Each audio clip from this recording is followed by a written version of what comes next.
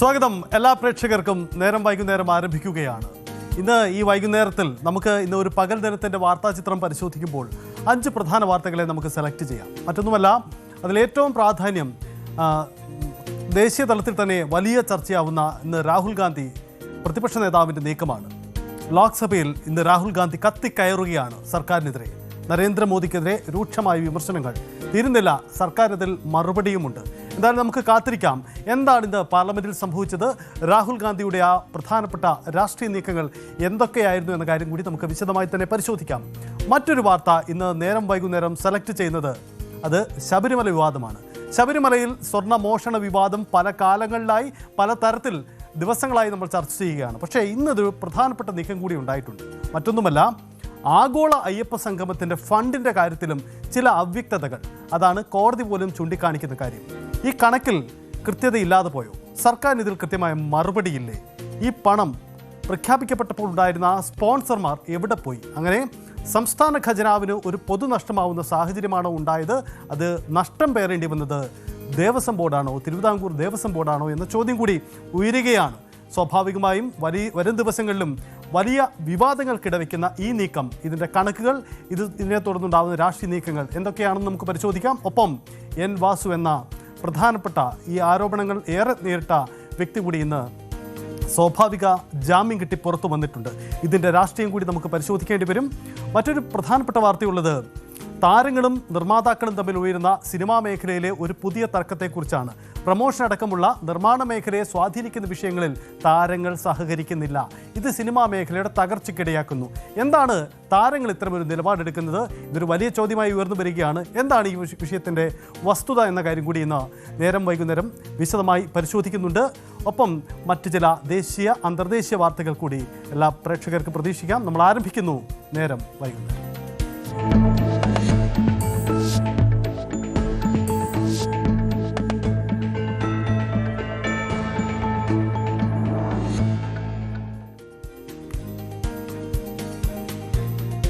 കഴിഞ്ഞ കുറേ ദിവസങ്ങളായി പാർലമെന്റ് സമ്മേളനം അലങ്കോലപ്പെടുകയായിരുന്നു. യഥാർത്ഥത്തിലുള്ള സ്തംഭനമാണ് സംഭവിക്കുന്നത്. പ്രതിപക്ഷം അതിശക്തമായ വിമർശനങ്ങളുമായി രംഗത്ത് വരുന്നു. മറ്റൊന്നുകൊണ്ടുമല്ല, രാഹുൽ ഗാന്ധി എന്ന ഞങ്ങളുടെ പ്രതിപക്ഷ നേതാവിനെ സഭയിൽ പ്രസംഗിക്കാൻ അനുവദിക്കുന്നില്ല.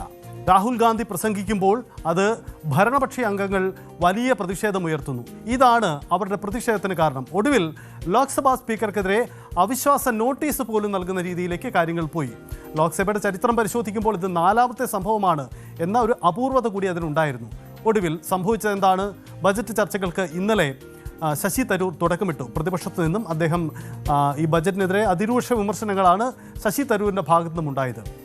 ഇന്ന് രാഹുൽ ഗാന്ധി സംസാരിച്ചു. രാഹുൽ ഗാന്ധി ആവട്ടെ ഒരു പടി കൂടി കടന്ന് അതിശക്തമായ വിമർശനങ്ങൾ പ്രധാനമന്ത്രിക്കും ഒപ്പം കേന്ദ്ര സർക്കാരിനുമെതിരെ നടത്തി. അദ്ദേഹം ബജറ്റിലെ കാര്യങ്ങൾ പരാമർശിക്കുന്നതിലും അപ്പുറം പ്രാധാന്യം നൽകിയത് മറ്റു ചില വിഷയങ്ങൾക്കാണ്. മറ്റൊന്നുമല്ല, പ്രധാനമന്ത്രി നരേന്ദ്രമോദിയെ രൂക്ഷമായി വിമർശിക്കാൻ അദ്ദേഹം ആയുധമാക്കുന്നത് അടുത്തിടെ ഒപ്പിട്ട US-ഉമായുള്ള കരാറാണ്. ഈ കരാറിൽ ഇന്ത്യ കീഴടങ്ങി എന്ന വാദമാണ് അദ്ദേഹം ഉന്നയിക്കുന്നത്. ഇതിന് അദ്ദേഹത്തിന് മുന്നോട്ട് വെക്കാൻ നിരവധി ചില തെളിവുകളും രാഷ്ട്രീയ അവകാശവാദങ്ങളുമുണ്ട്. അടുത്തിടെ പുറത്തു വന്ന ചില വിവാദങ്ങളുമായി ബന്ധപ്പെട്ട് പ്രധാനമന്ത്രിക്കുണ്ടായ ഭയമാണ് രാജ്യത്തിൻ്റെ പൊതു താല്പര്യം ബലി കഴിക്കുന്ന നീക്കമാണ് ഉണ്ടായത് എന്നത് അതിരൂക്ഷമായ വിമർശനങ്ങളാണ് ഇന്ന് രാഹുൽ ഗാന്ധി ലോക്സഭയിൽ നടത്തിയത്. നമുക്ക് ആദ്യം രാഹുൽ ഗാന്ധിയുടെ വാക്കുകളൊന്ന് കേൾക്കാം. Let's talk about energy. What we need for the data, what we need for our food, what we have fought for, energy security, gone. Now the United States will decide who we buy oil from. Yes. The United States will come to us and say, you cannot buy oil from so and so and so and so and so and so. Russia, Iran, whoever they want, they will decide. Our Prime Minister will not decide. I am saying that you have sold India. Are you not ashamed of selling India? Yes. Do you have no shame of selling India? You have sold our mother, Bharat Mata. Do you have no shame? But sir, the interesting thing is, I know. The interesting thing is that I know. that the Prime Minister would not sell India under normal circumstances. He will not do it. You know why he sold India? Because they are choking him. Mr. Rahul, address to the chair, please. He has sold India because they are choking him. They've got a grip on his neck. Yes, ഇതാണ് നമ്മൾ കേട്ട പ്രധാനമന്ത്രിയുടെ വാക്കുകൾ. എന്താ രാഹുൽ ഗാന്ധിയുടെ വാക്കുകൾ? രാഹുൽ ഗാന്ധി അതിരൂക്ഷ വിമർശനങ്ങളാണ് നടക്കുന്നത്. രാജ്യ താല്പര്യങ്ങൾ ബലി കഴിക്കുന്ന നീക്കമാണ് പ്രധാനമന്ത്രിയിൽ നിന്നുണ്ടായത്. അമേരിക്ക ഇന്ത്യയെ സമ്മർദ്ദപ്പെടുത്തി രാജ്യ താല്പര്യങ്ങൾ ബലി കഴിച്ചു. ഗുരുതരമായ ആരോപണങ്ങളാണ് രാഹുൽ ഗാന്ധി ഉന്നയിച്ചത്. നമുക്ക് നോക്കാം രാഹുൽ ഗാന്ധിയുടെ ഈ പ്രധാനപ്പെട്ട ആരോപണങ്ങൾ എന്തൊക്കെയെന്ന കാര്യം നമുക്ക് വിശദമായി തന്നെ പരിശോധിക്കാം. നോക്കാം. രാഹുൽ ഗാന്ധി പ്രധാനമായും ഇന്ന് സഭയിൽ ഉന്നയിച്ച ആക്ഷേപങ്ങളിലൊന്ന് അമേരിക്കയുമായുള്ള വ്യാപാര കരാറിലൂടെ പ്രധാനമന്ത്രി രാജ്യത്തെ വിറ്റു എന്ന ആക്ഷേപമാണ്. പ്രധാനമന്ത്രി രാജ്യത്തെ വിറ്റു, അമേരിക്കയുമായുള്ള വ്യാപാര കരാറിലൂടെ രാജ്യ താല്പര്യങ്ങൾ പൂർണ്ണമായും ബലി കഴിച്ചു എന്ന ആക്ഷേപം ഉന്നയിക്കുന്നു അദ്ദേഹം. മറ്റൊരു പ്രധാനപ്പെട്ട ആരോപണം എപ്സ്റ്റീൻ ഫയലുകളിലെ പരാമർശമാണ് പ്രധാനമന്ത്രിയെ ഇത്തരമൊരു കീഴടക്കലിന് പ്രേരിപ്പിച്ചത് എന്ന ആഹ്വാനം അദ്ദേഹം നടത്തുന്നു. അമേരിക്ക ചിലരുടെ കൈകൾ ബന്ധിച്ചുവെന്ന് പ്രധാനമന്ത്രിയെ ലക്ഷ്യമിട്ടുകൊണ്ട് അദ്ദേഹം വിമർശനം ഉന്നയിച്ചു എന്നതാണ് മറ്റൊരു നീക്കം. അതായത് ഇന്ന് അദ്ദേഹം പാർലമെന്റിൽ നടത്തിയ വിമർശനങ്ങളിൽ മുഖ്യമായ ഒരു കാര്യം അമേരിക്ക നരേന്ദ്രമോദിയുടെ കൈകൾ ബന്ധിച്ചുവെന്ന് പ്രധാനമന്ത്രിയെ ലക്ഷ്യമിട്ടുകൊണ്ട് ഒരു വിമർശനം ഇന്ന് രാഹുൽ ഗാന്ധിയുടെ ഭാഗത്തു നിന്നുമുണ്ടായി. മറ്റൊന്ന്, അമേരിക്കയ്ക്ക് ഇഷ്ടമില്ലാത്തവരിൽ നിന്ന് എണ്ണ വാങ്ങരുതെന്ന തിട്ടൂരം, ആ തിട്ടൂരം രാജ്യം അംഗീകരിച്ചു കൊടുത്തു എന്ന വിമർശനം അദ്ദേഹം ഉന്നയിക്കുന്നു. മറ്റൊന്ന്, രാജ്യ താല്പര്യങ്ങൾ അടിയറ വയ്ക്കുന്നതാണ് അമേരിക്കയുമായുള്ള കരാർ എന്ന കാര്യം കൂടി അദ്ദേഹം പറയുകയാണ്. ആ തരത്തിലുള്ള വിമർശനമാണ് രാഹുൽ ഗാന്ധി ഉന്നയിക്കുക. ഒരിക്കൽ കൂടി ആവർത്തിക്കാം. അതായത് അദ്ദേഹം ഉന്നയിച്ചത്, അതായത് ബജറ്റ് ചർച്ചയ്ക്കിടയിൽ രാഹുൽ ഗാന്ധി ഉന്നയിക്കുന്ന ആക്ഷേപങ്ങളുടെ ക്രക്സ് അതിങ്ങനെയാണ്. അത് യഥാർത്ഥത്തിൽ ബജറ്റിൻ്റെ വിമർശനങ്ങൾക്കും അപ്പുറം കടന്നു നിന്നുകൊണ്ടുള്ള ഒരു നീക്കമാണ്. അതായത് പാർലമെൻറ്റിൽ തനിക്ക് പ്രസംഗിക്കാൻ ഒരു അവസരം കിട്ടുമ്പോൾ അത് കൃത്യമായി കടന്നാക്രമിച്ചുകൊണ്ടുള്ള ഒരു ശൈലി സ്വീകരിക്കുക എന്നതായിരുന്നു പ്രതിപക്ഷ നേതാവിൻ്റെ നീക്കം. പ്രതിപക്ഷ അംഗങ്ങളൊക്കെ തങ്ങളുടെ നേതാവിന് പ്രസംഗിക്കാൻ അവസരം കിട്ടാത്തതിന് സമരം ചെയ്ത് സസ്പെൻഷൻ നേരിട്ടൊക്കെ പുറത്തുണ്ട്. ഇതിനിടയിലാണ് അദ്ദേഹത്തിന് അവസരം കിട്ടുന്നതും അദ്ദേഹം ആ അവസരം പരമാവധി കേന്ദ്ര സർക്കാരിനും പ്രധാനമന്ത്രിക്കുമെതിരെ ഉപയോഗിക്കാൻ നീക്കം നടത്തുകയാണ് ചെയ്തത്. അദ്ദേഹത്തിൻ്റെ ആക്ഷേപങ്ങൾ ഒരിക്കൽ കൂടി ഇതാണ്: അമേരിക്കയുമായുള്ള വ്യാപാര കരാറിലൂടെ പ്രധാനമന്ത്രി രാജ്യത്തെ വിറ്റു. എപ്സ്റ്റീൻ ഫയലുകളിലെ പരാമർശമാണ് പ്രധാനമന്ത്രിയെ കീഴടക്കിയത്. അമേരിക്ക ചിലരുടെ കൈകൾ ബന്ധിച്ചുവെന്ന് പ്രധാനമന്ത്രിയെ ലക്ഷ്യമിട്ടുകൊണ്ടുള്ള വിമർശനം. അമേരിക്കയ്ക്ക് ഇഷ്ടമില്ലാത്തവരിൽ നിന്ന് എണ്ണ വാങ്ങരുതെന്ന തിട്ടൂരം അംഗീകരിച്ചു കൊടുത്തു എന്ന വിമർശനം കൂടി ഉന്നയിക്കുന്നു. രാജ്യ താല്പര്യങ്ങൾ അടിയറ വയ്ക്കുന്നതാണ് അമേരിക്കയുമായുള്ള കരാർ എന്ന കാര്യം കൂടി അദ്ദേഹം ഇതിലൂടെ ഉന്നയിക്കുന്നു എന്നതാണ് സാഹചര്യം. ഓർക്കുക, പ്രധാനമന്ത്രിക്കെതിരെ ഉന്നയിക്കാൻ കഴിയുന്ന ഒരു അതിശക്തമായ വിമർശനങ്ങളാണ്. ഇന്ന് സഭയിൽ യഥാർത്ഥത്തിൽ രാഹുൽ ഗാന്ധി ഇത്തരം ചില വിമർശനങ്ങളും നീക്കങ്ങളും നടത്തുമ്പോൾ സഭാതലം ഇന്നും സംഘർഷപൂരിതമായിരുന്നു. രാഹുൽ ഗാന്ധിയുടെ പ്രസംഗത്തെ തടസ്സപ്പെടുത്താൻ പലവട്ടം ഭരണപക്ഷ അംഗങ്ങൾ ഇടപെട്ടു. ഇതിനിടയിൽ സ്പീക്കറുടെ ഇടപെടൽ കൂടിയുണ്ടായി. നമുക്ക് ഒരിക്കൽ കൂടി ആ ദൃശ്യങ്ങൾ കാണാം. രാഹുൽ ഗാന്ധിയുടെ ഇന്നത്തെ സഭയിലെ പ്രസംഗവും അപ്പോഴുണ്ടായ ഇടപെടലും. हम ओपोनेंट पर ग्रिप लेते हैं, ग्रिप लेने की कोशिश करते हैं. ग्रिप नहीं होती है तो कुछ नहीं होता है. ये तो अच्छी बात कह रहे हैं, लेकिन बोलने को नहीं है इसको अच्छी बात कह रहे हैं. हम उनको सपोर्ट कर रहे हैं. हम उनको सर थोड़ा डिस्टर्ब कर रहे हैं. Sir give me some. अरे आप बोलने दीजिए, आप उनको बोलने दीजिए. मैं चेयर पे हूँ. मैंने कहा आप अच्छी बात कह रहे हैं, इसको राष्ट्रपति सर थोड़ा क्रिएटिव फ्रीडम, थोड़ा सा क्रिएटिव फ्रीडम तो दे दीजिए. You know why he sold India? Because they are choking him. Mr. Rahul, address to the chair, please. He has sold India because they are choking him. They've got a grip on his neck. Speaker साहब, मैंने बोला जब चोक लगाते हैं दूसरे व्यक्ति की आंख में देखते हो तो डर दिखता है. सर पीएम की आंख में डर दिखता है, दिख रहा है सर. सर आंख में आंख नहीं मिला पाते हैं. स्पीकर साहब, सर दो चीजें हैं सर. एक sir Epstein case. Sir 3 million files are still locked up. उसका इस विषय से कोई संबंध नहीं. मैं क्यों I want to understand. I will not allow you. आप कौन होते हैं? आप बैठिए, आप बैठिए. नहीं, देखिए आप लगातार आपको 25 Okay, sir. मिनट हो गया, किसी ने डिस्टर्ब नहीं किया। Okay, Speaker, sir, वो Epstein की बात नहीं कर रहा। Is not related with the budget. Okay, sir, I won't say Epstein. I will not allow that. Will I'm not not be part saying of it. Epstein. Yes, ഇതാണ് നമ്മൾ കണ്ടത്. അതായത് ഇന്ന് രാഹുൽ ഗാന്ധി സംസാരിക്കുന്നു, അദ്ദേഹം എപ്സ്റ്റൈൻ ഫയലുകളെ കുറിച്ച് പറയുന്നു. ഇതിനിടയിൽ സ്പീക്കറുടെ ഇടപെടൽ ഉണ്ടാവുകയാണ്. സ്പീക്കർ അംഗീകരിക്കില്ല, ഇത് സഭാരേഖകൾ ഈ പരാമർശങ്ങൾ ഉണ്ടാവില്ല എന്ന് ഉറപ്പുകൂടി പറയുന്നു. കാരണം ഭരണപക്ഷത്തു നിന്നുള്ള ഇടപെടൽ കൂടി ഉണ്ടായിട്ടുണ്ട്. തീരുന്നില്ല, ഇതിൽ രാഹുൽ ഗാന്ധിക്കും പ്രതിപക്ഷത്തിനും മറുപടി നൽകാൻ സർക്കാരും വളരെ കരുതലാണ്. ഇതിൽ വലിയ നീക്കങ്ങൾ ഉണ്ടാവുന്നുണ്ട്. പ്രത്യേകിച്ച് കേന്ദ്രമന്ത്രി കിരൺ റിജ്ജുവാണ് ഈ വിഷയത്തിൽ അതിശക്തമായി ചില നീക്കങ്ങൾ നടക്കുന്നത്. ഇന്ന് സഭയ്ക്ക് പുറത്തു തന്നെ ചില മറുപടികൾ അദ്ദേഹം പറഞ്ഞിട്ടുണ്ട്. നമുക്ക് കേൾക്കാം കിരൺ റിജ്ജുവിൻ്റെ ആ വാക്കുകൾ കൂടി ഒന്ന് കേൾക്കേണ്ടതുണ്ട്. ആദ്യം നമുക്ക് ഈ കിരൺ റിജ്ജു എന്ന് പറഞ്ഞ പ്രധാനപ്പെട്ട ക്രക്സിലേക്ക് പോകുമ്പോൾ അദ്ദേഹം പറഞ്ഞ കാര്യങ്ങൾ ഇതാണ്. രാജ്യ താല്പര്യത്തിന് എതിരാണ് കോൺഗ്രസിൻ്റെ നിലപാടെന്നാണ് കേന്ദ്രമന്ത്രി കിരൺ റിജ്ജുവിൻ്റെ വാദം. രാജ്യത്തിൻ്റെ വികസനത്തെക്കുറിച്ച് കോൺഗ്രസിന് ആശങ്കയില്ല, രാജ്യവികസനത്തിൽ കോൺഗ്രസിന് അസഹിഷ്ണുതയാണ്. ഇതാണ് അദ്ദേഹം ഉന്നയിക്കുന്ന വാദങ്ങൾ. അതായത് പ്രതിപക്ഷ നേതാവിനെതിരെ, രാഹുൽ ഗാന്ധിക്കെതിരെ കേന്ദ്രമന്ത്രി കിരൺ റിജിജു നടത്തിയ വിമർശനങ്ങൾ ഇങ്ങനെയാണ്. അതായത് ഇന്ന് സഭയിൽ നടന്ന കാര്യങ്ങൾക്കുള്ള മറുപടി. അങ്ങനെയെങ്കിൽ നമുക്ക് പ്രതീക്ഷിക്കണം വരും ദിവസങ്ങളിലും ഇത്തരം കുറേ നീക്കങ്ങൾ ഉണ്ടാകുമെന്ന്. നമുക്ക് കേൾക്കാം കേന്ദ്രമന്ത്രി കിരൺ റിജിജുവിൻ്റെ പ്രതിപക്ഷത്തിനെതിരായ വിമർശനങ്ങൾ. Sri Rahul Gandhi has made useless and false allegation against the government, against the Prime Minister, saying that Prime Minister has sold India in Indian interest. On what basis? Secondly, he took the name of the senior minister, Hardeep Singh Puri.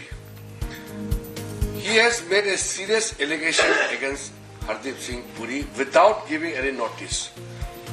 It is a serious breach of privilege. We are going to file necessary notice to the Honorable Speaker. Yes, നമ്മൾ കേട്ടത് കേന്ദ്രമന്ത്രി കിരൺ റിജിജുവിൻ്റെ വാക്കുകളാണ്. ഇന്ന് പാർലമെന്റിൽ നടന്ന സംഭവങ്ങൾ, അതിൻ്റെ ആകത്തുകയാണ് നമ്മൾ കണ്ടത്. അങ്ങനെയെങ്കിൽ നമുക്ക് കരുതിയിരിക്കണം, നാളെയും പാർലമെന്റിൽ ചില നാടകീയ നീക്കങ്ങൾക്കൊക്കെ സാധ്യതയുണ്ട്. വരും ദിവസങ്ങളിൽ നീക്കമുണ്ടാവാം.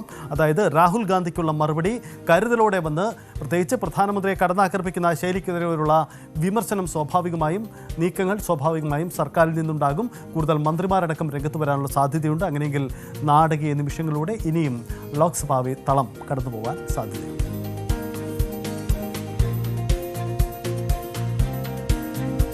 അടുത്ത വാർത്തയിലേക്ക് നമ്മൾ കടക്കുമ്പോൾ അയ്യപ്പ സംഗമത്തിലും തട്ടിപ്പോ. ഈ ചോദ്യത്തിന് പ്രസക്തി ഉണ്ടാവുന്നത് ഇന്നത്തെ ചില സംഭവ വികാസങ്ങളാണ്. അതായത് സംസ്ഥാന സർക്കാർ ഒരു പ്രധാനപ്പെട്ട രാഷ്ട്രീയ നീക്കത്തിൻ്റെ ഭാഗമായിട്ട് കൂടിയാണ് ആഗോള അയ്യപ്പ സംഗമം എന്ന ഒരു പ്രഖ്യാപനം നടത്തിയത്. പമ്പയിൽ അയ്യപ്പ ഭക്തർ, ഒപ്പം തന്നെ വിവിധ സാമുദായിക രംഗത്തുള്ളവരെയൊക്കെ, ഈ ശബരിമല ക്ഷേത്രവുമായി ബന്ധപ്പെട്ട, വിശ്വാസവുമായി ബന്ധപ്പെട്ട് നിൽക്കുന്ന സംഘടനകളെയൊക്കെ പങ്കെടുപ്പിച്ചുകൊണ്ടുള്ള ഒരു വലിയ നീക്കമാണ് നടത്തിയത്. തദ്ദേശ തെരഞ്ഞെടുപ്പിന് മുമ്പായിരുന്നു ആ നീക്കം. അതായത് മുമ്പ് യുവതീ പ്രവേശന വിവാദ കാലത്ത് ഉണ്ടായ രാഷ്ട്രീയ നഷ്ടം പരിഹരിക്കുന്നതിൻ്റെ ഒരു ഭാഗമാണ്, അതിൻ്റെ ഒരു രാഷ്ട്രീയ ഉദ്ദേശശുദ്ധി അതായിരുന്നു എന്നാണ് പറയപ്പെടുന്നത്. എന്തായാലും ആഗോള അയ്യപ്പ സംഗമം നടത്തി. അന്ന് സർക്കാർ പ്രഖ്യാപിച്ച ഒരു കാര്യം, ഇതുമൂലം സംസ്ഥാനത്തിൻ്റെ പൊതുഖജനാവിന്, അതായത് സംസ്ഥാന സർക്കാരിനോ ദേവസ്വം ബോർഡിനോ ഒരു തരത്തിലുള്ള ബാധ്യതയും ഉണ്ടാവില്ല എന്ന ഉറപ്പാണ് സർക്കാർ മുന്നോട്ട് വെച്ചത്. പ്രത്യേകിച്ച് ദേവസ്വം ബോർഡിനെ മറികടന്നുകൊണ്ട് സർക്കാർ സംവിധാനങ്ങളാണ് അവിടെ വലിയ ഒരുക്കങ്ങളൊക്കെ നടത്തിയത്. ദേവസ്വം മന്ത്രി നമ്മുടെ അയൽ സംസ്ഥാനങ്ങളിലുള്ള മന്ത്രിമാരെ ക്ഷണിച്ചു കൊണ്ടുവരിക, അങ്ങനെയുള്ള വലിയ നീക്കങ്ങൾ നടത്തിയിട്ടുണ്ട്. പക്ഷേ ആശങ്ക ഉയരുന്നൊരു കാര്യം, ആഗോള അയ്യപ്പ സംഗമത്തിന് ചെലവഴിച്ച പണം സംബന്ധിച്ച കൃത്യമായ കണക്കുണ്ടോ എന്ന സംശയമാണ്. ഇത് സംബന്ധിച്ച ആശങ്ക മുന്നോട്ട് വയ്ക്കുന്നത് ഹൈക്കോടതി തന്നെയാണ്. ഹൈക്കോടതി സർക്കാരിനോട് കണക്ക് ആവശ്യപ്പെട്ടിട്ടുണ്ട്. ഈ കണക്ക് സംബന്ധിച്ച അവ്യക്തതകൾ നിലനിൽക്കുന്നു എന്നത് തന്നെയാണ് സാഹചര്യം. ഈ കണക്ക് സംബന്ധിച്ച അവ്യക്തതകൾക്ക് പല കാരണങ്ങളുണ്ട്. കാരണം നിയമസഭയിൽ തിരുവഞ്ചൂർ രാധാകൃഷ്ണൻ MLA ഇത് സംബന്ധിച്ച് ദേവസ്വം മന്ത്രിയോട് ഒരു ചോദ്യം ചോദിച്ചു. ആ ചോദ്യത്തിന് അദ്ദേഹം രേഖാമൂലം നൽകുന്ന മറുപടിയിൽ തന്നെ ചില അവ്യക്തതകൾ ഉണ്ട്. എത്ര രൂപ ചെലവഴിച്ചു എന്നതിൽ അതിലൊരു വ്യക്തമാക്കൽ ഉണ്ടായിട്ടില്ല. ഇവിടെ ഉയരുന്ന ഒരു ചോദ്യം, ഇപ്പോൾ പുറത്തു വരുന്ന ഒരു ഓഡിറ്റ് റിപ്പോർട്ടാണ്. ആ ഓഡിറ്റ് റിപ്പോർട്ട് ഹൈക്കോടതിയുടെ പരിഗണനയിലേക്ക് മുദ്രവെച്ച കവറിൽ കൈമാറിയിട്ടുണ്ട്. ഹൈക്കോടതി ആവശ്യപ്പെട്ട കണക്ക് പ്രകാരമാണ് അങ്ങനെയൊരു കണക്ക് ഓഡിറ്റ് റിപ്പോർട്ട് കൈമാറിയിരിക്കുന്നത്.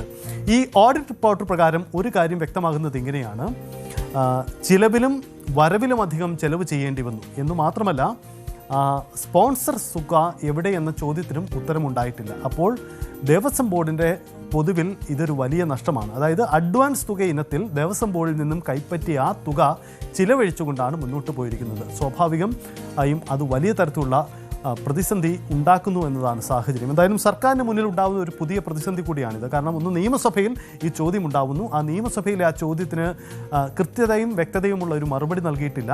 അപ്പോൾ ആഗോള അയ്യപ്പ സംഗമത്തിന് പിന്നിലും അതിൻ്റെ ഉദ്ദേശശുദ്ധി എത്ര തന്നെയായാലും അതിൻ്റെ പണം ചിലവഴിക്കൽ സംബന്ധിച്ച് ഒരു വ്യക്തത കുറവുണ്ട് എന്ന കാര്യമാണ്. വരും ദിവസങ്ങളിൽ ഒരുപക്ഷെ ഹൈക്കോടതി തന്നെ ഇത് സംബന്ധിച്ച് ചില പരാമർശങ്ങൾ നടത്താനും സാധ്യതയുണ്ട് എന്നതാണ് സാഹചര്യം.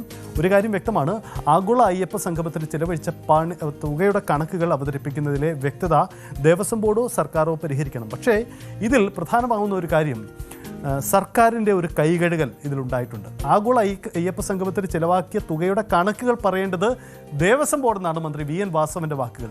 4 കോടി രൂപ സ്പോൺസർഷിപ്പ് കിട്ടി എന്ന് തനിക്ക് അറിയാമെന്നും മന്ത്രി പറയുന്നു. ശബരിമല സ്വർണ്ണക്കൊള്ളയിൽ പ്രതിയായ മുൻ ദേവസ്വം ബോർഡ് പ്രസിഡന്റും കമ്മീഷണറുമായ വാസുവിനൊക്കെ ഇന്ന് ജാമ്യം കിട്ടിയ ദിവസം കൂടിയാണ്.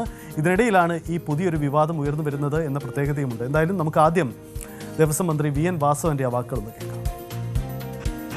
ഈ ആഗോള അയ്യപ്പ സംഗമത്തിൻ്റെ 1 രൂപയോ 1 നയ പൈസയോ വരവെക്കാൻ ഗവൺമെൻറ്റിനോ ഞങ്ങൾക്ക് ആർക്കെങ്കിലും അധികാരമില്ല. അതെല്ലാം തിരുവിതാംകൂർ ദേവസ്വം ബോർഡിൻ്റെ പ്ലാറ്റിനം ജൂബിലിയോടനുബന്ധിച്ച് നടന്ന സംഭവമാണ്. അതിൻ്റെ സ്പോൺസർമാരെയും കണ്ടെത്തിയതവരാണ്, ഒപ്പം വരവിലെ കണക്കും തയ്യാറാക്കിയതവരാണ്. അത് അവരോട് ചോദിച്ചെങ്കിൽ പറയാൻ പറ്റുള്ളൂ. അത് ഏതെങ്കിലും തരത്തിൽ പരിശോധിക്കേണ്ട കൂട്ടർ അത് പരിശോധിച്ച് ഓഡിറ്റ് സഹിതം കൊടുക്കേണ്ടവർ കോടതി കൊടുക്കണം എന്നാണെന്ന് അവർ തീരുമാനിച്ചുള്ളൂ ഞാൻ മനസ്സിലാക്കുന്നു. ബാക്കി കാര്യം ദേവസ്വം ബോർഡിൻ്റെ അധികൃതരോട് ചോദിച്ചെങ്കിലേ പറയാൻ പറ്റും. ദേവസ്വം ബോർഡിൻ്റെ കയ്യിൽ നിന്ന് അന്നൊന്നും ആദ്യം അഡ്വാൻസ് എടുത്തത് തിരിച്ചവർ സ്പോൺസർഷിപ്പ് കൊടുത്തെന്നാണെന്ന് പരസ്യപ്പെടുത്തി കണ്ടത്. മറ്റു കാര്യങ്ങൾ ഞങ്ങളുടെ ആശയം നടത്തേണ്ട കാര്യമില്ല. കാരണം സാമ്പത്തിക കാര്യം എപ്പോഴും ദേവസ്വം ബോർഡിൻ്റെ മുഴുവൻ ദേവസ്വം ബോർഡ് തന്നെയാണ്. അപ്പോൾ ഈ അയ്യപ്പ സംഗമം സംബന്ധിച്ച ഓഡിറ്റ് റിപ്പോർട്ട് സ്പെഷ്യൽ കമ്മീഷണർ ഹൈക്കോടതിയിൽ മുദ്രവെച്ച കവറിൽ സമർപ്പിച്ചിട്ടുണ്ട്. ഈ ഓഡിറ്റ് റിപ്പോർട്ട് പുറത്തു വരുമ്പോൾ അതിൻ്റെ വിശദാംശങ്ങൾ വ്യക്തമായി വരും. എന്തായാലും നിലവിൽ പുറത്തു വരുന്ന വിവരങ്ങളനുസരിച്ച് ഇതിൽ വരവിനേക്കാൾ കൂടുതൽ ചിലവഴിക്കേണ്ടി വന്നു. 5 കോടി എന്ന കണക്കാണ് പ്രതീക്ഷിച്ചത്. പക്ഷേ അത് 8 കോടിയിലേക്ക് പോയി ചിലവ് എന്നതാണ്. വലിയ തരത്തിലുള്ള ചിലവഴിക്കേണ്ടി വന്നു. അതെങ്ങനെയെങ്കിൽ ദേവസ്വം ബോർഡിൻ്റെ ഫണ്ടിൽ നിന്ന് ആ പണം ചിലവഴിക്കേണ്ടി വന്നു. നഷ്ടം സംഭവിച്ചത് ദേവസ്വം ബോർഡിൽ നിന്നാണ്. അങ്ങനെയെങ്കിൽ ഹൈക്കോടതിയുടെ തീർച്ചയായും ഇടപെടലുണ്ടാവും. നമുക്കറിയാം, തിരുവിതാംകൂർ ദേവസ്വം ബോർഡിൻ്റെ എല്ലാ പ്രവർത്തനങ്ങളിലും ശബരിമലയുടെ എല്ലാ പ്രവർത്തനങ്ങളിലും ഹൈക്കോടതിയുടെ മോണിറ്ററിംഗ് ഉണ്ട്. സ്വാഭാവികമായും ആ കണക്കുകൾ പരിശോധിക്കപ്പെടും. വരും ദിവസത്തിൽ അതൊരു വ്യക്തത ഉണ്ടാകുമെന്ന് തന്നെ കരുതാം. എന്തായാലും മന്ത്രി ഇന്ന് കഴിഞ്ഞ ദിവസം നിയമസഭയിൽ കൊടുത്ത രേഖാമൂലമുള്ള മറുപടിയിൽ ചില അവ്യക്തതകളുണ്ട്. ഇന്ന് മന്ത്രി അതിന് നൽകുന്ന വിശദീകരണം അങ്ങനെ കൊടുക്കുന്നതിന് കാരണം അതിന് വിശദീകരണം നൽകേണ്ടത് ദേവസ്വം ബോർഡാണ് എന്നതിലാണ്. ഇതിനിടയിൽ നിന്ന് ദേവസ്വം ബോർഡ് പ്രസിഡന്റ് K ജയകുമാറിൻ്റെ കൂടി പ്രതികരണം വന്നിട്ടുണ്ട്. അദ്ദേഹവും പറയുന്ന ഒരു കാര്യം, ഇതിൽ വരവ് ചെലവ് കണക്കുകൾ സംബന്ധിച്ച് ചില അവ്യക്തതകളുണ്ട്. ഒരുപക്ഷെ ഒരു സ്പോൺസറെ കൂടി കിട്ടാൻ സാധ്യതയുണ്ട്. ആ പണം വരുമോ എന്ന് നോക്കട്ടെ എന്ന ചില അവ്യക്തത കണക്കുകളാണ് തിരുവിതാംകൂർ ദേവസ്വം ബോർഡ് പ്രസിഡന്റും ഇന്ന് പങ്കുവച്ചത് എന്നതുകൂടിയാണ് നമുക്ക് മുന്നിലുണ്ടായിരിക്കുന്ന സാഹചര്യം. എന്തായാലും വളരെ ശ്രദ്ധേയമാണ് ഇന്നത്തെ നീക്കങ്ങൾ. അത് ഈ ആഗോള അയ്യപ്പ സംഗമവുമായി ബന്ധപ്പെട്ട ഒരു പ്രധാനപ്പെട്ട നീക്കം കൂടിയായി മാറുകയാണ്. തീരുന്നില്ല. ശബരിമല വിവാദത്തിൽ ഇന്ന് മറ്റൊരു സംഭവം കൂടി ഉണ്ടായിട്ടുണ്ട്. അത് മുൻ ദേവസ്വം ബോർഡ് പ്രസിഡന്റും ദേവസ്വം ബോർഡ് കമ്മീഷണറുമായിരുന്ന N വാസുവിൻ്റെ ജാമ്യമാണ്. നമുക്കറിയാം, N വാസു ഈ കേസിൽ അറസ്റ്റിലായതിനു ശേഷം അദ്ദേഹത്തിന് ഇപ്പോൾ ഒരു സ്വാഭാവിക ജാമ്യമാണ് ഉണ്ടാവുന്നത്. മുമ്പ് പലതവണ അദ്ദേഹം ജാമ്യത്തിന് ശ്രമിച്ചിരുന്നു. അദ്ദേഹത്തിനെതിരായ ചാർജുകൾ ഒഴിവാക്കുന്നതിന് വേണ്ടി നീക്കങ്ങൾ നടത്തി. പക്ഷേ അതൊന്നും കോടതി അംഗീകരിച്ചിട്ടില്ല. സ്വർണം കട്ട വ്യക്തിയല്ലേ, പിന്നെ എങ്ങനെ ഈ ഹർജി എടുക്കുമെന്ന പരാമർശമൊക്കെ ഒരു ഘട്ടത്തിൽ കോടതിയിൽ നിന്നുണ്ടായതുപോലുമാണ്. എന്തായാലും സ്വാഭാവികമായ ജാമ്യം 90 ദിവസം എന്ന കടമ്പക കടന്ന് മറ്റു പ്രതികൾ ഇതിൽ പുറത്തിറങ്ങുന്നത് പോലെ N വാസുവും പുറത്തിറങ്ങിയിട്ടുണ്ട്. പക്ഷേ കടുത്ത ജാമ്യ വ്യവസ്ഥകൾ അദ്ദേഹത്തിനുണ്ട്. ഒന്ന്, പത്തനംതിട്ട ജില്ലയിൽ പ്രവേശിക്കാൻ പാടില്ല, കേരളം വിട്ട് പുറത്തു പോകരുത്, ഇങ്ങനെയുള്ള വലിയ ജാമ്യ വ്യവസ്ഥകളടക്കമുണ്ട്. അദ്ദേഹം മാധ്യമങ്ങളോടക്കം പ്രതികരിക്കുന്നതിനും വെല്ലുവിളി ഉണ്ടാകുമെന്നതാണ് സാഹചര്യം. കൊല്ലം വിജിലൻസ് കോടതിയാണ് ഇന്ന് N വാസുവിന് സ്വാഭാവികമായ ജാമ്യം അനുവദിച്ചതോടെ ഉപാധികളോടെയാണ് ജാമ്യം എന്ന പ്രത്യേകതയുമുണ്ട്. എന്തായാലും ഇന്നത്തെ ദിവസം ഈ ശബരിമല വാർത്തകളിൽ ഒരു പ്രധാനപ്പെട്ട നീക്കം കൂടിയായി ഇത് മാറുകയാണ്. നാളെ നമുക്കൊരു മറ്റൊരു നീക്കം കൂടി ഇക്കാര്യത്തിൽ പ്രതീക്ഷിക്കാനുണ്ട്. അതിൽ മറ്റൊന്നുമല്ല, KS ബൈജുവിൻ്റെ ജാമ്യ ഹർജിയിൽ നാളെ വിധി വരാനുള്ള സാധ്യതയുമുണ്ട്.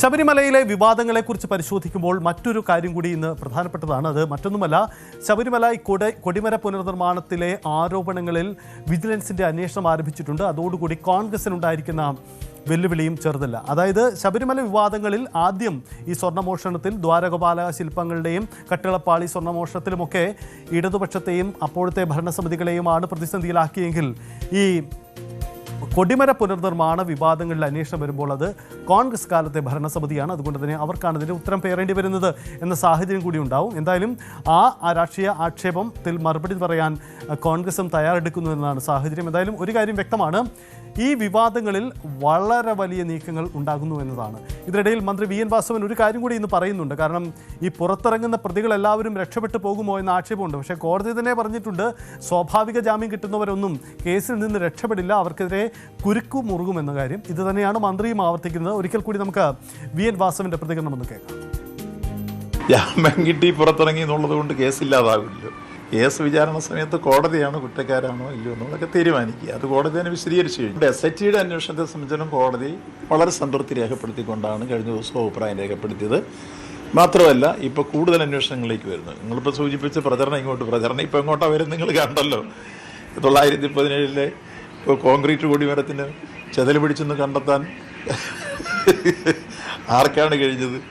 UDFന്റെ ഭരണസമിതിക്ക് മാത്രമേ കഴിഞ്ഞുള്ളൂ, ആ ബോർഡിന് മാത്രമേ കഴിഞ്ഞുള്ളൂ എന്നുള്ളതല്ലേ വിജിലൻസ് കണ്ടെത്തിയത്. അതിനാണ് ഇന്നലെ ബഹുമാനപ്പെട്ട കേരള ഹൈക്കോടതി വിജിലൻസിൻ്റെ ഒരു സ്പെഷ്യൽ ടീമിനെ കൂടെ വെക്കാൻ പറഞ്ഞു. ഇന്നലെ രൂപീകരിച്ചു, എൻ്റെ അന്വേഷണം ആരംഭിച്ചിട്ടുണ്ട്. അതിന് റിപ്പോർട്ട് വരട്ടെ. കഴിഞ്ഞ പ്രാവശ്യം പോറ്റിയെ കയറ്റതാണെന്ന് പാടിയവർക്കൊക്കെ തിരിച്ചു പാടേണ്ടി വരും എന്ന കാര്യത്തിൽ സംശയമില്ല. ഇപ്പം അങ്ങനെയാണുള്ള കാര്യങ്ങൾ വന്നുകൊണ്ടിരിക്കുന്നത്. അതാണ് വസ്തുത. അപ്പോൾ ദേവസ്വം മന്ത്രിക്കുള്ള ഒരു കോൺഫിഡൻസ് ഇതാണ്. ഇപ്പോൾ നടക്കുന്ന ഈ കൊടിമര പുനർനിർമ്മാണ അന്വേഷണത്തിൽ കോൺഗ്രസ് കുടുങ്ങും. കോൺഗ്രസ് സർക്കാരിൻ്റെ കാലത്തെയാണ്. അതുകൊണ്ട് കോൺഗ്രസ് നേതാക്കൾ മറുപടി പറയണം. രാഷ്ട്രീയമായ അത്തരമൊരു സാധ്യത മുന്നിൽ കണ്ടുകൂടിയാണ് അദ്ദേഹം ആ നിലപാടെടുക്കുന്നത്. എന്തായാലും നമുക്ക് കാത്തിരിക്കണം ശബരിമല വിവാദങ്ങളുടെ വരും ദിവസങ്ങളിലെ നീക്കങ്ങൾ. അതിൽ ഏറ്റവും പ്രധാനപ്പെട്ട നീക്കങ്ങൾ വരും ദിവസങ്ങളിൽ ഉണ്ടാകുമെന്ന് കരുതാം.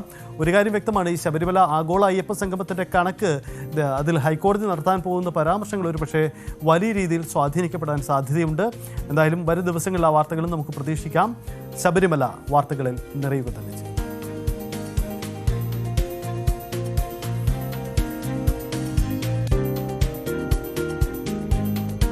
സിനിമാ മേഖലയിലെ തർക്കങ്ങളായിരുന്നു കഴിഞ്ഞ ദിവസങ്ങളിൽ ഉയർന്നു വന്ന വാർത്ത. അത് നടൻ ബിജു മേനോനെതിരെ നിർമ്മാതാക്കളുടെ സംഘടനകൾ രംഗത്ത് വന്ന സംഭവമാണ്. ഇത് ഒരു വിവാദത്തിൽ, ഒരു സിനിമയുടെ പ്രൊമോഷനുമായി ബന്ധപ്പെട്ട് ഉയർന്ന ആക്ഷേപമാണ്. ആ ആക്ഷേപം യഥാർത്ഥത്തിൽ മറ്റൊരു തലത്തിലേക്ക് കടന്നു എന്നതാണ് ഇപ്പോഴത്തെ സാഹചര്യം. അത് ബിജു മേനോനും ആ സിനിമയുടെ നിർമ്മാതാവും തമ്മിലുള്ള തർക്കം എന്നതിൽ അപേക്ഷിച്ച് അതിലിപ്പോൾ സംഭവിച്ചിരിക്കുന്നത് നിർമ്മാതാക്കളുടെ സംഘടനകളും താരങ്ങളും തമ്മിലുള്ള തർക്കമായി മാറി. കാരണം സിനിമയുടെ പ്രൊഡക്ഷൻ സംവിധാനങ്ങളിൽ താരങ്ങളുടെ സഹകരണം ഉണ്ടാവുന്നില്ല. സിനിമ പ്രൊമോഷണൽ സാധ്യതകളിൽ താരങ്ങളാണ് മുൻനിരയിൽ നിൽക്കാൻ. പക്ഷേ അത്തരം കരാറുകൾ പലപ്പോഴും ഈ സിനിമയുടെ തുടക്കത്തിൽ ഉണ്ടാവുന്നെങ്കിലും അതൊന്നും പാലിക്കാൻ താരങ്ങൾ തയ്യാറാവുന്നില്ല എന്നതാണ്. അത് ബിജു മേനോനൊരു ഉദാഹരണം മാത്രമെന്നതാണ് അവർ പറയുന്നത്. കാരണം സിനിമയുടെ വിജയത്തിൽ നിർമ്മാതാക്കളുടെ താരങ്ങളുടെ ഇടപെടൽ വളരെ നിർണായകമാണ്. അതുണ്ടാവാതെ പോകുന്നത് പുലിതി ഒരു തർക്കത്തിന് ഇടവെക്കുന്നു എന്നതാണ്. ഒരു കാര്യം വ്യക്തമാണ്, എന്തായാലും ഈ സിനിമാ പ്രൊമോഷൻ വിവാദത്തിൽ നിലപാട് ഒന്നുകൂടി കടുപ്പിക്കുന്നു ഫിലിം പ്രൊഡ്യൂസേഴ്സ് അസോസിയേഷൻ എന്നാണ് സാഹചര്യം. നിർമ്മാതാവിന് നഷ്ടം വരുത്തിയെന്ന പരാതിയിൽ ബിജു മേനോനെതിരെ ഇവർ കത്തയച്ചിരിക്കുകയാണ്. ബിജു മേനോൻ്റെ അടുത്ത ചിത്രത്തിലെ പ്രതിഫലത്തിൽ നിന്നും 15 ലക്ഷം രൂപ കിഴിക്കും. ആ പണം ഇപ്പോൾ ഈ ആക്ഷേപം ഉന്നയിച്ച നിർമ്മാതാവ് അനൂപ് കണ്ണന് കൈമാറും. ഇതാണ് ഇപ്പോൾ അവർക്കുണ്ടായിരിക്കുന്ന ധാരണ. ഒരു കാര്യം വ്യക്തമാണ്, എന്തായാലും ഈ തർക്കം ഒരു പുതിയ തലത്തിലേക്ക് കടക്കുമെന്ന് ഉറപ്പാണ്. തങ്ങളുടെ നിലപാടുകൾ ഉറച്ച എന്നതാണ് നിർമ്മാതാക്കളുടെ സംഘടനയും പറയുന്നത്. എന്തായാലും നിർമ്മാതാക്കളുടെ സംഘടനകളുടെ ആ പ്രതികരണം.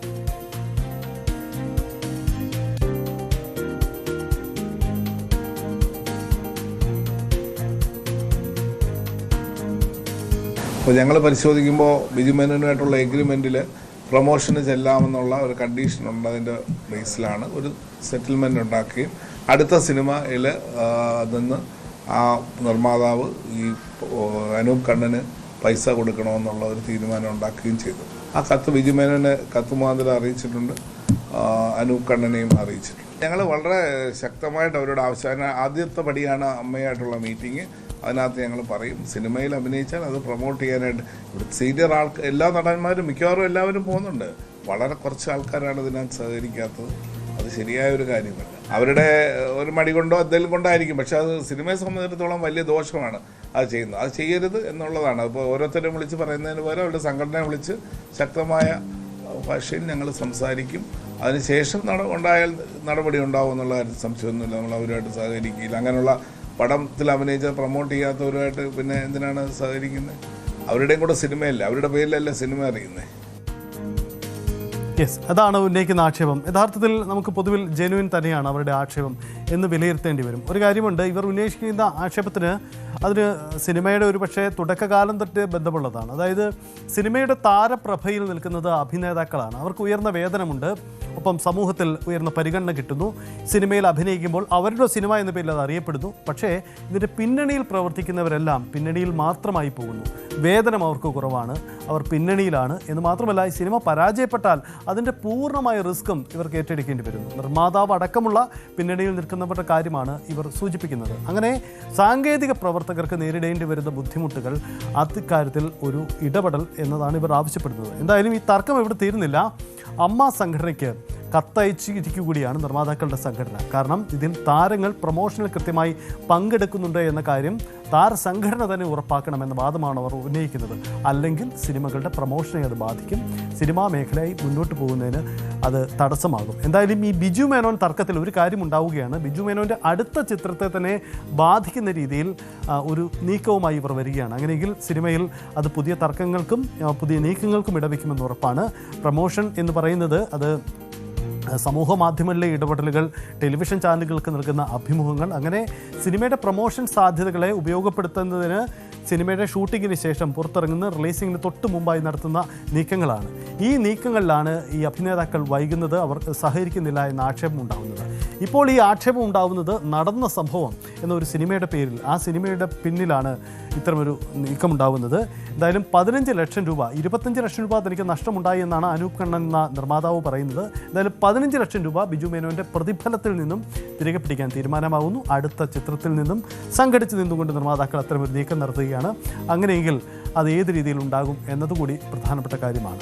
ഇതിനിടയിൽ ഈ സാങ്കേതിക പ്രവർത്തകരുടെ കരാർ വ്യവസ്ഥകളിലും പുതുക്കലൊക്കെ ഉണ്ടായിട്ടുണ്ട്. 16 മണിക്കൂർ ജോലി 12 കുറച്ചു, രാത്രി ജോലിക്ക് ഇരട്ടി ശമ്പളം, ഭക്ഷണത്തിന് ശേഷം 1 മണിക്കൂർ വിശ്രമം, ഇങ്ങനെയുള്ള കാര്യങ്ങളൊക്കെയാണ് അവർ തീരുമാനമായത്. എന്തായാലും ഒരു കാര്യം ഉറപ്പാണ്, സിനിമാ മേഖലയിലെ ഈ തർക്ക വിഷയത്തിൽ ഒരു പരിഹാരം നമുക്ക് ആവശ്യമാണ്. അതിൽ പരിഹാരം ഉണ്ടായേ മതിയാവൂ. സിനിമയിൽ എന്ന് പറയുന്നത്, സിനിമയിൽ പങ്കെടുക്കുന്ന എല്ലാവരും അതിൻ്റെ ഭാഗമാവണം. പടം വിജയിച്ചാലും പരാജയപ്പെട്ടാലും അതിൻ്റെ ഉത്തരവാദിത്തം പേറണമെന്ന സാഹചര്യമാണ്. അപ്പോൾ നിലവിലുള്ള സംവിധാനങ്ങൾക്ക് ഒരു പൊളിച്ചെഴുത്ത് ആവശ്യമെങ്കിൽ അത് തീർച്ചയായും ഉണ്ടാവണം എന്നതാണ് നമുക്ക് പൊതുവിൽ നിരീക്ഷിക്കാനാവുന്നത്. ഈ തർക്ക വിഷയത്തിൽ അത്തരമൊരു പരിഹാരമാണ് ഉണ്ടാവേണ്ടത്. എന്തായാലും സർക്കാർ സംവിധാനങ്ങളുടെ ഇടപെടൽ ഉണ്ടാവണമെന്ന ഒരു ആവശ്യം ഇപ്പോൾ ഉയർന്നിട്ടില്ല, പക്ഷേ അത് ഉണ്ടാവേണ്ടി വരുമെന്നതാണ് സാഹചര്യം.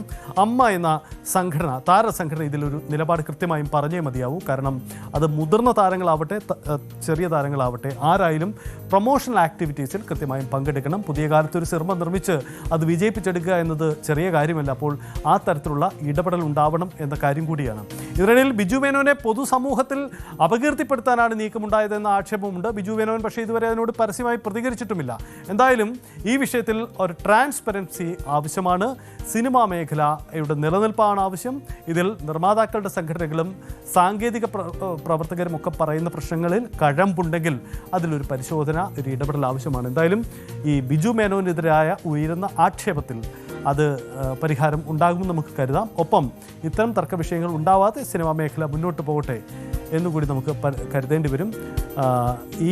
ഈ വിഷയത്തിൽ 3 മാസങ്ങൾക്ക് മുമ്പ് തന്നെ അനൂപ് കണ്ണൻ്റെ പരാതി ലഭിച്ചു എന്നുകൂടിയാണ് നിർമ്മാതാക്കളുടെ സംഘടന ഉന്നയിക്കുന്ന ആക്ഷേപം. എന്തായാലും ഈ വിഷയത്തിൽ ഒരു പരിഹാരമുണ്ടാവുമെന്ന് കരുതാം. അപ്പോൾ ചുരുക്കത്തിൽ സിനിമാ മേഖലയിലെ തർക്ക വിഷയത്തിൽ ഒരു പരിഹാരമുണ്ടാവട്ടെ. ഇപ്പോഴുണ്ടായിരിക്കുന്ന ഇടപെടൽ സിനിമയ്ക്ക് ഗുണം ചെയ്യട്ടെ എന്ന് നമുക്ക് കരുതാം. ഒരു ഇടവേളയാണ്, നമുക്ക് മടങ്ങി വരാം നേരം വൈകുന്നേരം.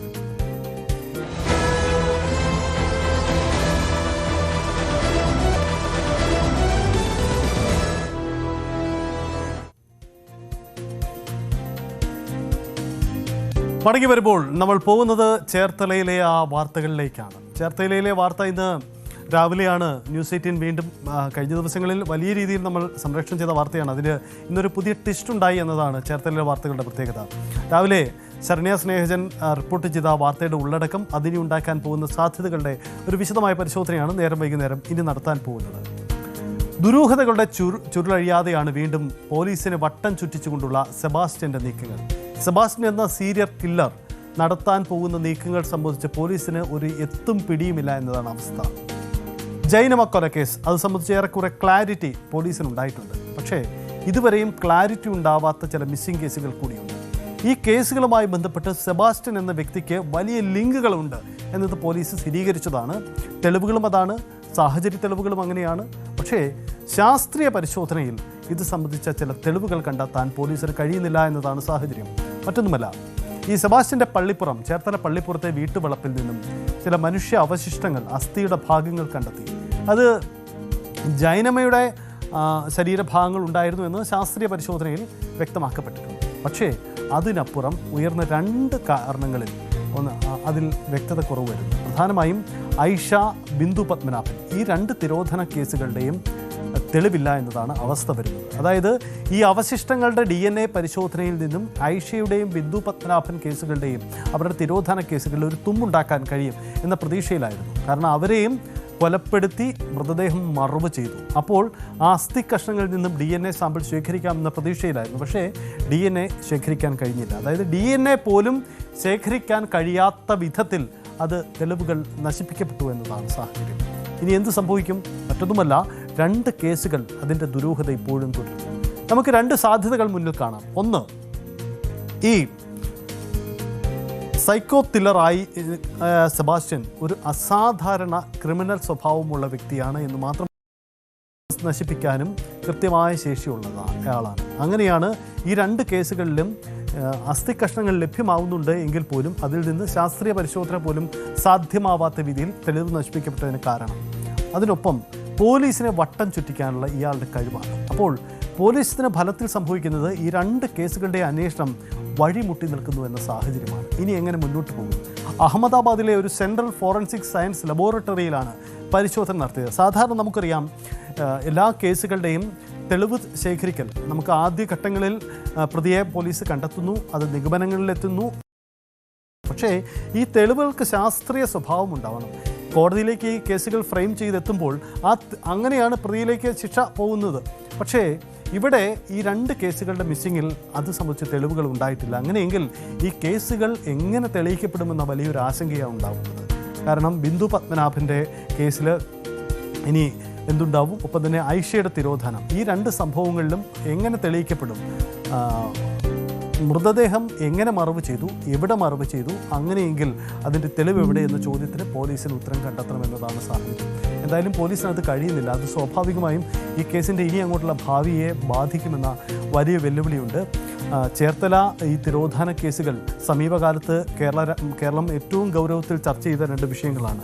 സെബാസ്റ്റ്യൻ എന്ന പൊതുസമൂഹവുമായി വലിയ ബന്ധങ്ങളൊന്നുമില്ലാത്ത വ്യക്തി, അദ്ദേഹത്തിന് ഒരു പ്രായത്തിനപ്പുറം കവിഞ്ഞ സ്ത്രീകളുമായി ഇയാൾ പുലർത്തിയിരുന്ന ബന്ധം, ഒരു നിഗൂഢതകളിൽ എന്നുള്ള ഇദ്ദേഹത്തിൻ്റെ നീക്കങ്ങൾ, മദ്യപിച്ച ശേഷം വീട്ടിൽ വെച്ച് നടത്തുന്ന കൊലപാതകങ്ങൾ, അങ്ങനെ കുഴിച്ചു മൂടിയ ശേഷം ഈ പിന്നീട് ഒരു ശാസ്ത്രീയ പരിശോധന പോലും സാധ്യമാവാത്ത വിധം ഈ മൃതദേഹ ഭാഗങ്ങൾ കത്തിച്ചു കളഞ്ഞു എന്നതാണ്. സാധാരണ പോലീസ് ഉദ്യോഗസ്ഥർ പറയുന്നത് ഇങ്ങനെ കത്തിച്ചു കളഞ്ഞ ഭാഗവും അതിൽ നിന്ന് പോലും DNA ശേഖരിച്ച് തെളിവുകൾ കണ്ടെത്താൻ കഴിയും. പക്ഷേ ഈ കേസിൽ അതുപോലും സാധ്യമാവാത്ത രീതിയിൽ കാര്യങ്ങൾ പോയി എന്നതാണ്. അപ്പോൾ ബിന്ദു പത്മനാഭൻ്റെയും ഒപ്പം ഐഷയുടെയും തിരോധാന കേസുകളിൽ ഒരു തുമ്പ് കൃത്യമായി ഉണ്ടാക്കാൻ, അതായത് സെബാസ്റ്റ്യനെതിരെ ഈ കേസ് ഫ്രെയിം ചെയ്യുന്നതിൽ ബുദ്ധിമുട്ടുകൾ ഉണ്ടാകുമെന്നതാണ് സാഹചര്യം. അതൊരു വലിയ വെല്ലുവിളിയായിരുന്നു. ഐഷ കേസിൽ സാക്ഷിമൊഴികളല്ലാതെ ഒരു തുമ്പും ഇതുവരെ ഇതോടുകൂടി കണ്ടെത്താനാവാത്ത സാഹചര്യം ഉണ്ടാവുന്നു എന്നതാണ് സാഹചര്യം. അപ്പോൾ പോലീസിന് മുന്നിൽ ഉണ്ടാക്കുന്ന വെല്ലുവിളി ചെറുതല്ല. സ്വാഭാവികമായും ഈ സെബാസ്റ്റ്യൻ എന്ന ക്രിമിനലിനെ പൂർണ്ണമായും നിയമത്തിന് മുന്നിലേക്ക് കൊണ്ടുവരുന്നതിന് ഇപ്പോഴത്തെ സാഹചര്യങ്ങൾ വെല്ലുവിളി ഉണ്ടാക്കുമെന്നതാണ് അവസ്ഥ. സ്വാഭാവികമായും അത് പോലീസിനുണ്ടാക്കുന്ന പ്രതിസന്ധി ചെറുതല്ല താനും. എന്തായാലും പോലീസ് ഉദ്യോഗസ്ഥർ പുതിയ സാധ്യതകളിലേക്ക് കടക്കുകയാണ്. എങ്ങനെ ഈ കേസിൽ ഇനി പുതിയ സാധ്യതകൾ തുറക്കാൻ കഴിയുമെന്ന പരിശോധന കൂടിയാണ് അവർ നടത്തുന്നത്. അത് ഒരുപക്ഷെ അന്വേഷണം നിലവിൽ വഴിമുട്ടുന്ന സാഹചര്യം ഉണ്ടാക്കിയിരിക്കുന്നു. അത് മറികടന്നുകൊണ്ട് എങ്ങനെ പോകും? ഈ മൃതദേഹ ഭാഗങ്ങൾ സംബന്ധിച്ച് മറ്റെന്തെങ്കിലും തെളിവുകൾ ലഭ്യമാകുമോ? പോലീസിൻ്റെ കസ്റ്റഡിയിലുള്ള സെബാസ്റ്റ്യൻ ആവട്ടെ ഒന്നും മനസ്സ് തുറന്ന് പറയാനും തയ്യാറാവുന്ന, പോലീസിനെ വട്ടം ചുറ്റിക്കുന്ന ഒരു ക്രിമിനൽ സ്വഭാവമാണ്. യഥാർത്ഥത്തിൽ സൈക്കോ എന്നതിന് കൃത്യമായൊരു ഉദാഹരണമാണ് ഈ സെബാസ്റ്റ്യൻ്റെ നീക്കങ്ങൾ എന്നതാണ് പോലീസിനെ കൂടി കുലയ്ക്കുന്ന വിഷയം. അതുകൊണ്ട് ഇതിൽ ഇനി എന്ത് സംഭവിക്കുമെന്നതാണ് പ്രധാനമായ ചോദ്യം.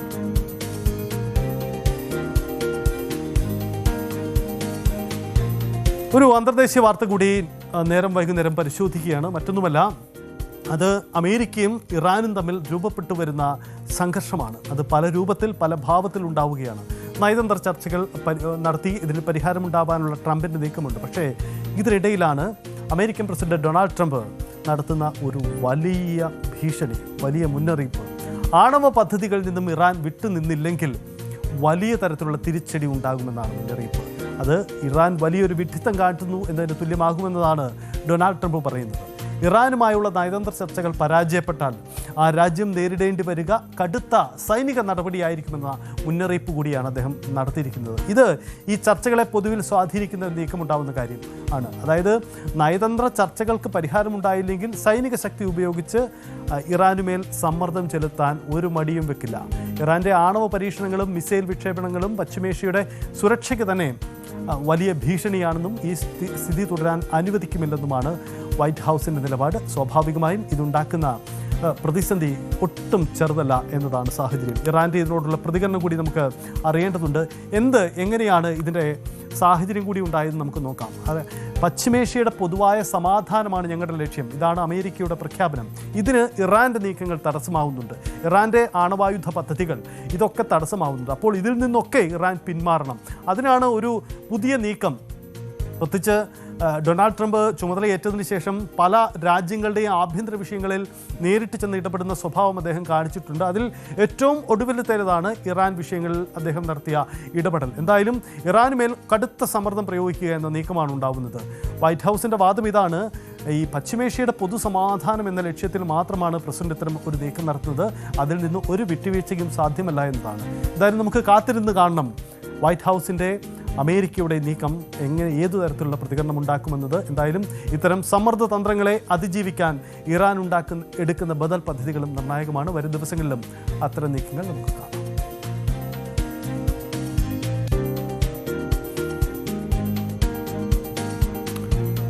മറ്റു ചില വാർത്തകൾ, കേരള വാർത്തകളിലേക്ക് കൂടി നമുക്ക് പോകാം. ഇന്ന് ന്യൂസ് 18 രാവിലെ മുതൽ സംപ്രേഷണം ചെയ്ത ഒരു വാർത്തയുണ്ട്. അത് വയനാട്ടിൽ നിന്നുള്ളൊരു വാർത്തയാണ്. വയനാട്ടിലെ നെൽകർഷകർ നമുക്കറിയാം വളരെ പരിമിതമായ ഭൗതിക സാഹചര്യങ്ങൾ, കാലാവസ്ഥ സാഹചര്യങ്ങളിൽ നിന്ന് കൃഷി ചെയ്യുന്നവരാണ് വയനാട്ടിലെ നെൽകർഷകർ. പക്ഷേ അവർക്കുണ്ടാകുന്ന ഒരു പ്രതിസന്ധിയാണിത്. ഈ കൊയ്ത്ത് കഴിഞ്ഞ പാടശേഖരങ്ങളിൽ വൈക്കോൽ കെട്ടുകൾ ആവശ്യക്കാരില്ലാതെ ഇങ്ങനെ കെട്ടിക്കിടക്കുന്നു എന്നതാണ് കർഷകരെ ദുരിതത്തിലാക്കുന്നത്.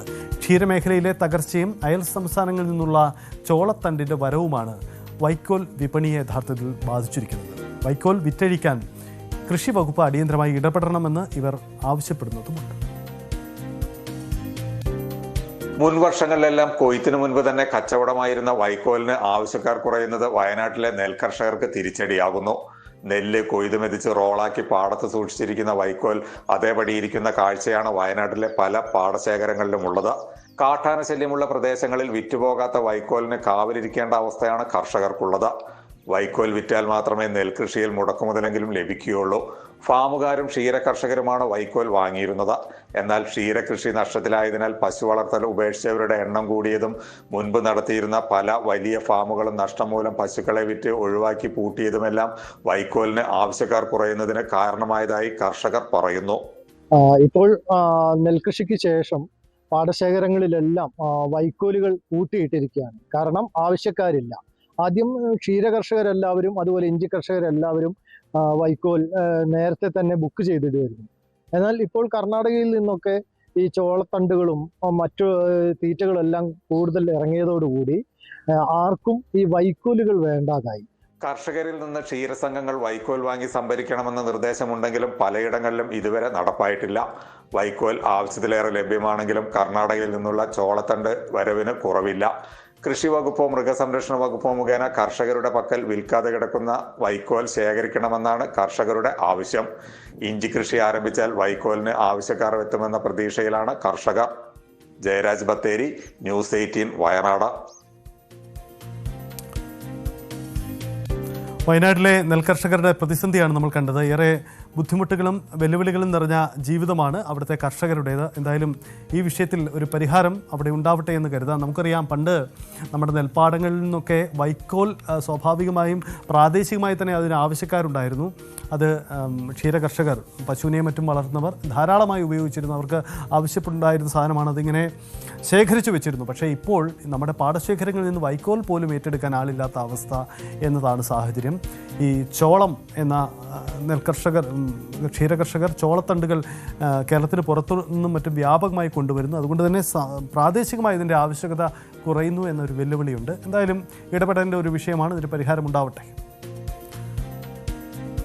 ഇന്നത്തെ ദിവസത്തിൻ്റെ ഒരു പ്രത്യേകതയുണ്ട്. ഇന്ന് ഇൻ്റർനെറ്റ് ഫ്രീ ഡേ ആണ്. ഇന്ന് നമുക്ക് കൂടുതൽ ഗൗരവത്തോടെ ഇൻ്റർനെറ്റിൻ്റെ സാധ്യതകൾ ഉപയോഗിക്കണം എന്ന് നമ്മെ ഓർമ്മപ്പെടുത്തുന്ന ഒരു ദിവസം കൂടിയാണ്. ഇൻ്റർനെറ്റിൻ്റെ ചതിക്കുഴികൾ അത് പലതരത്തിലുണ്ട്. കേന്ദ്ര സർക്കാർ പുറത്തിറക്കുന്ന പുതിയ നയപ്രകാരം AI എന്ന നിർമ്മിത ബുദ്ധിയുടെ സാധ്യതകൾ അത് പരിമിതപ്പെടുത്തുന്ന ചില നീക്കങ്ങളുണ്ട്. മറ്റൊന്നും കൊണ്ടുമല്ല ഉണ്ടാവുന്നത്, അത് ദുരുപയോഗം ചെയ്യുന്നു, അത് സമൂഹത്തിൽ ദൂരവ്യാപകമായ ചില പ്രശ്നങ്ങൾ ഉണ്ടാക്കുന്നു എന്ന കണ്ടെത്തലാണ് അത്തരമൊരു നീക്കമുണ്ടാവുന്നത്.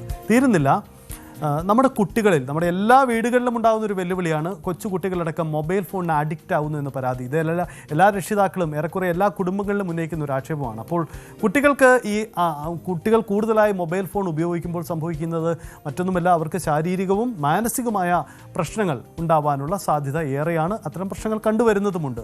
അപ്പോൾ ഇത് ഏറെ ഗൗരവം എന്ന് തോന്നിപ്പിക്കുന്ന ഒരു കാര്യം കൂടി നമുക്ക് മുന്നിൽ വരികയാണ്. സാമൂഹിക മാധ്യമ ഉപയോഗം കുട്ടികൾക്ക് വില്ലനായി മാറുന്നു എന്ന് തെളിയിക്കുന്ന ചില പഠനങ്ങൾ നടന്നിട്ടുണ്ട്.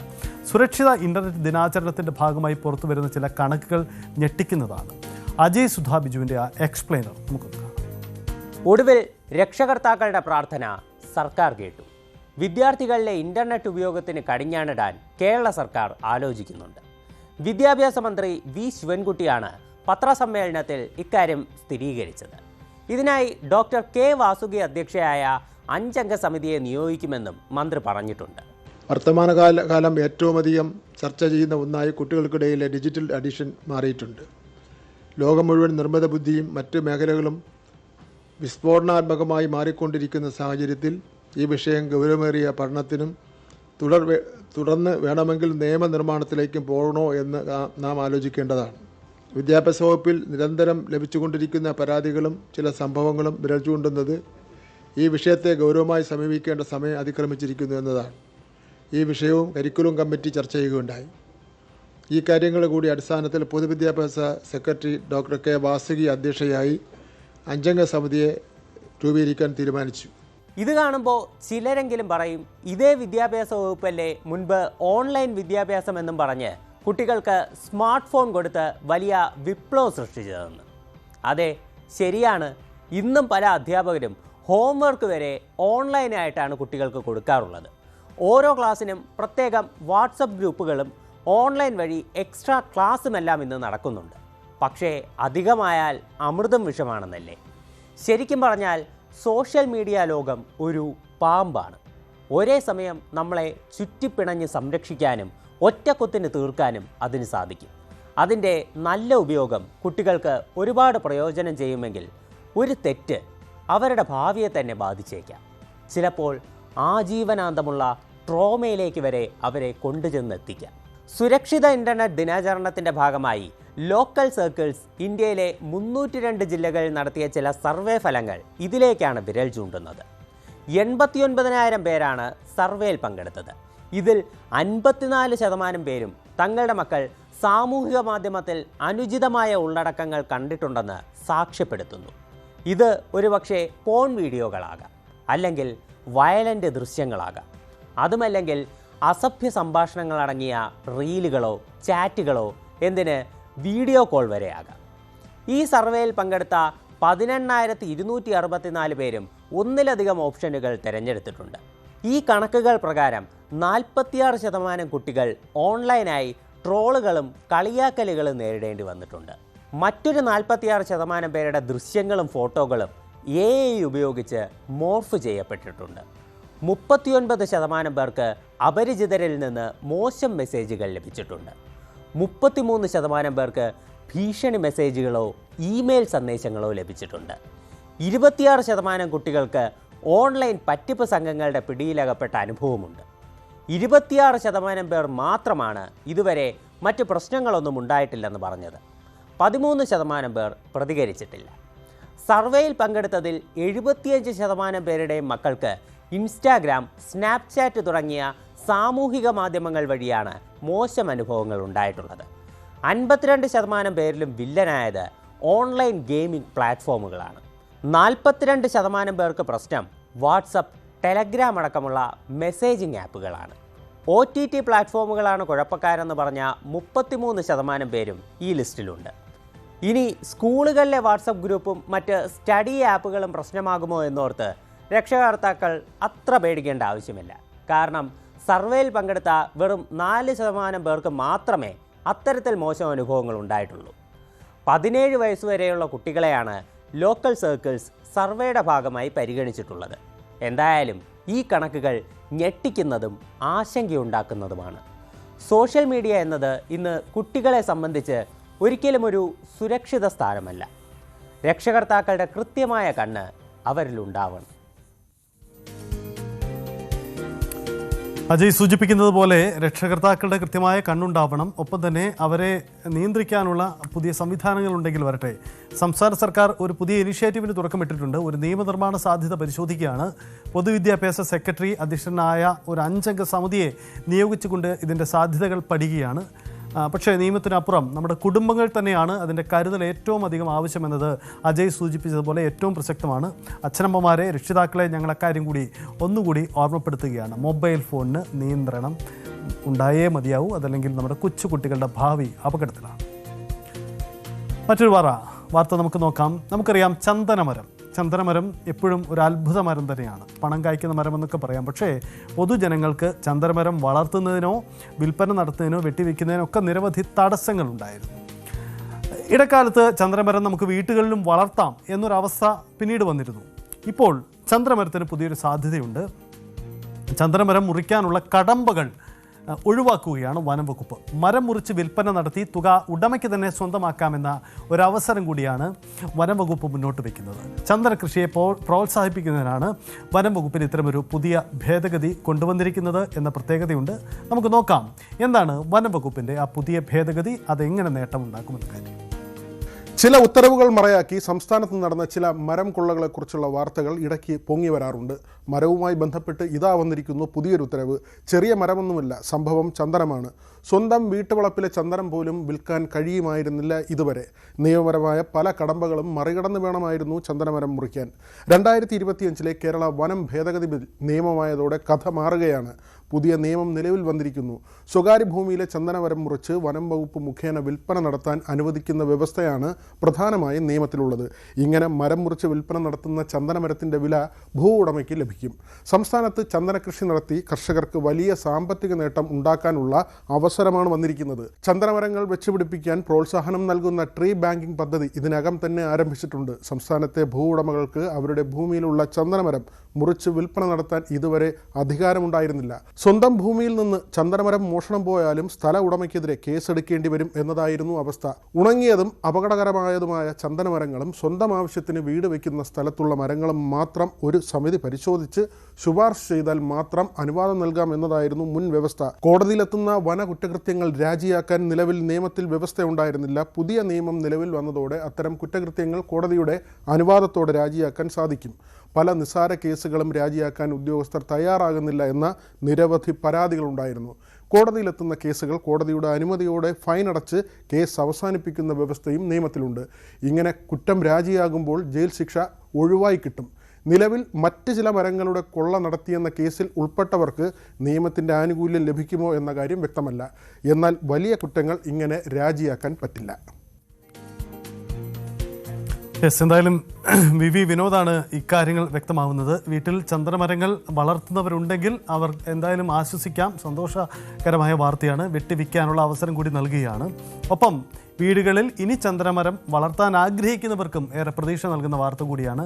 ഇതിനകം തന്നെ ചന്ദനമരം വെച്ചു കൊടുക്കപ്പെടും എന്ന തരത്തിലുള്ള ഒരു ക്യാമ്പയിനൊക്കെ ആരംഭിച്ചിട്ടുണ്ട്. വീടുകൾക്കുള്ളിൽ വന്ന് ചന്ദനമരം വളർത്തി വെച്ച് അത് നിശ്ചിത വർഷത്തോളം വളർത്തി കൊടുക്കുന്ന ഏജൻസികൾ പോലും ഇപ്പോൾ നമുക്ക് സുലഭമായിട്ടുണ്ട്. അത്തരം ആളുകൾ ഇടപെടുന്നുണ്ട്. എന്തായാലും ചന്ദനം നമുക്ക് വീടുകളിലും വളർത്താം. നമുക്ക് മന്യമല്ല ചന്ദനം ഇനി മുതൽ. മറ്റൊരു വാർത്ത പോകാം. കൊച്ചിയിലേക്കാണ്. 40 വർഷം മുമ്പ് പൂട്ടിപ്പോയ ഒരു കമ്പനിയുടെ രാസമാലിന്യത്തിൻ്റെ ദുരിതം പേറുകയാണ് ഒരു പ്രദേശമാകെ. കൊച്ചി പോണേക്കരയിൽ മുമ്പ് പ്രവർത്തിച്ചിരുന്ന കമ്പനിയുടെ അസംസ്കൃത വസ്തു അടങ്ങിയ ടാങ്കാണ് നാട്ടുകാരുടെ ജീവന് തന്നെ ഭീഷണിയാവും.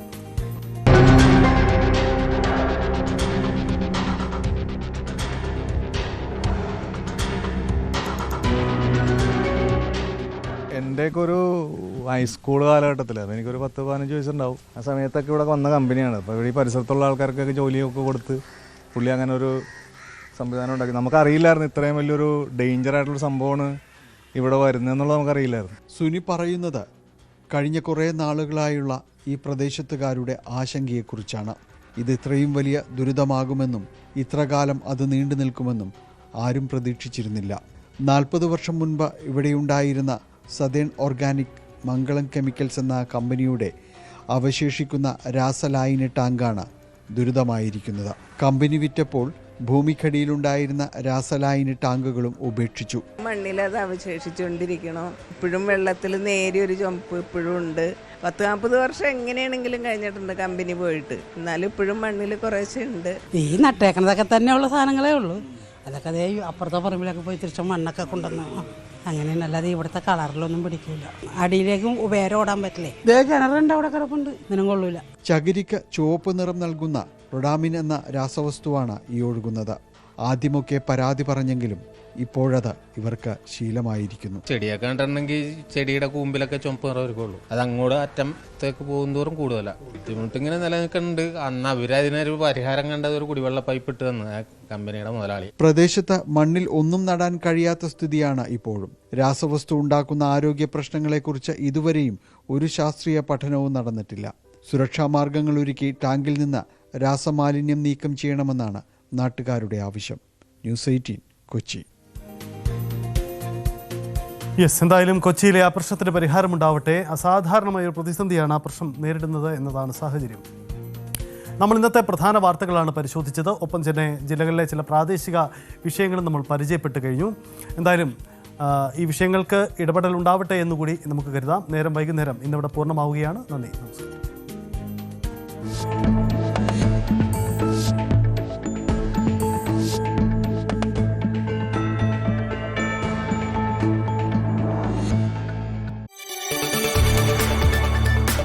കൂടുതൽ വാർത്തകൾക്ക് news 18 Keralam YouTube channel subscribe ചെയ്യുക.